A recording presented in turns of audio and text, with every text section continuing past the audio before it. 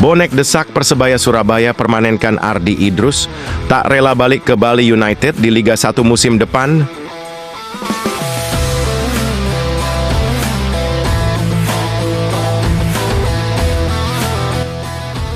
Masa depan Ardi Idrus di Persebaya Surabaya masih menjadi tanda tanya besar. Bek kiri yang saat ini berstatus pinjaman dari Bali United itu belum mendapat kepastian soal kelanjutan kariernya musim depan.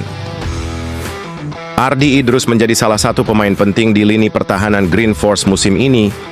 Kemampuannya dalam bertahan serta membantu serangan menjadikannya andalan di sektor kiri pertahanan. Sejak kedatangannya, Ardi mampu memberikan kontribusi yang signifikan bagi Persebaya Surabaya. Kecepatan dan kedisiplinannya dalam menjaga area pertahanan membuatnya selalu menjadi pilihan utama di starting 11. Tidak hanya dari aspek defensif, Ardi juga berperan dalam membangun serangan. Umpan-umpan akurat serta kemampuannya membaca pergerakan lawan membuatnya salah satu bek kiri terbaik di Liga 1. Namun, masa peminjamannya di Persebaya Surabaya akan segera berakhir. Klub harus segera mengambil keputusan apakah akan mempertahankannya atau merelakannya kembali ke Bali United. Jika ingin mempertahankan Ardi Idrus, Persebaya Surabaya harus mencapai kesepakatan dengan Bali United. Opsi yang tersedia adalah membeli kontraknya secara permanen atau memperpanjang masa peminjaman. Di sisi lain, jika Bali United memutuskan untuk memulangkannya, Ardi harus bersaing dengan pemain lain di posisinya. Bali United yang memiliki kedalaman skuad cukup baik tentu akan mempertimbangkan apakah masih membutuhkan jasanya. Bonek dan Bonita pun kompak menyuarakan keinginan agar Ardi tetap bertahan di Surabaya. Tekanan dari Bonek tentu menjadi sinyal kuat bagi manajemen Persebaya Surabaya untuk segera mengambil keputusan.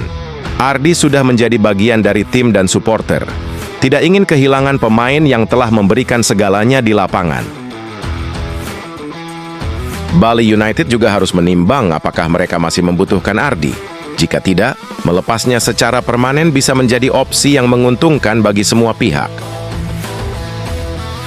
Apapun yang terjadi, keputusan soal masa depan Ardi Idrus akan menjadi salah satu yang paling dinantikan di akhir musim.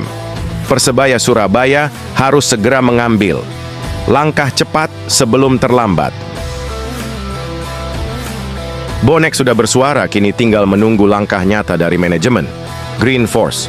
Apakah mereka akan mengabulkan keinginan supporter atau membiarkan Ardi kembali ke Bali United, layak untuk dinantikan bursa transfer Persebaya Surabaya musim depan?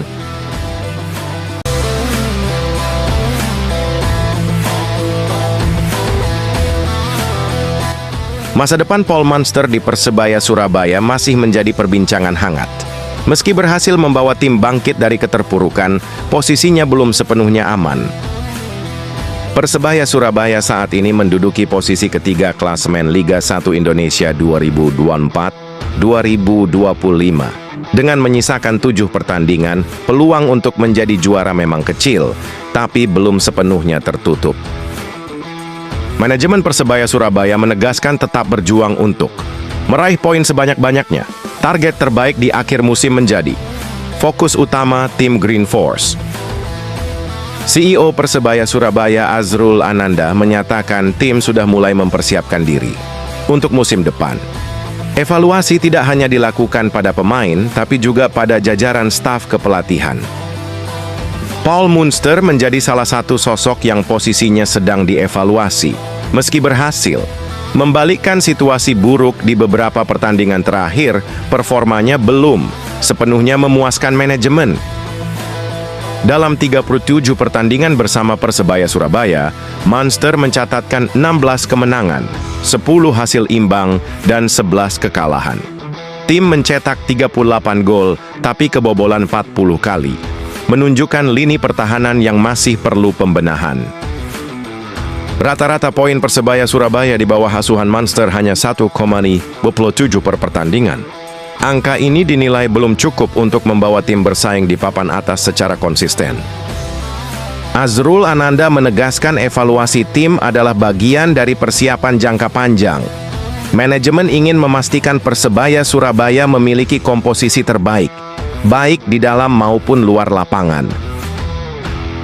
Sebanyak 70% pemain yang ada saat ini dipastikan bertahan hingga musim depan. Nama-nama seperti Bruno Moreira, Francisco Rivera, dan Dejan Tumbas tetap menjadi bagian penting tim. Selain itu, pemain-pemain lokal seperti Hernando Ari, Andika Ramadhani, Malik Rizaldi, dan Tony Firmansyah juga dipastikan bertahan. Fondasi kuat ini diharapkan menjadi modal utama Persebaya Surabaya untuk tampil lebih tangguh musim depan. Meski demikian, manajemen tetap melihat kebutuhan tim untuk memperkuat beberapa lini. Evaluasi terhadap pemain asing maupun lokal akan terus dilakukan hingga akhir musim. Nasib Paul Munster sangat bergantung pada hasil 7 laga tersisa musim ini. Jika gagal membawa Persebaya Surabaya meraih posisi terbaik, peluangnya untuk dipertahankan bisa semakin tipis. Manajemen berharap Munster bisa menunjukkan kemampuan terbaiknya di sisa laga. Hasil maksimal diharapkan mampu meyakinkan manajemen untuk mempertahankannya. Azrul Ananda menegaskan keputusan akhir akan diambil berdasarkan evaluasi menyeluruh. Performa tim secara keseluruhan akan menjadi tolok ukur utama dalam menentukan masa depan staf kepelatihan.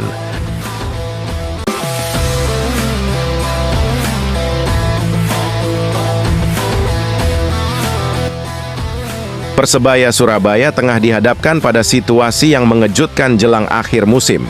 Liga 1 Indonesia, bek asing mereka, Dime Dimov, yang baru didatangkan pada bursa transfer paruh musim, dikabarkan berpotensi hengkang.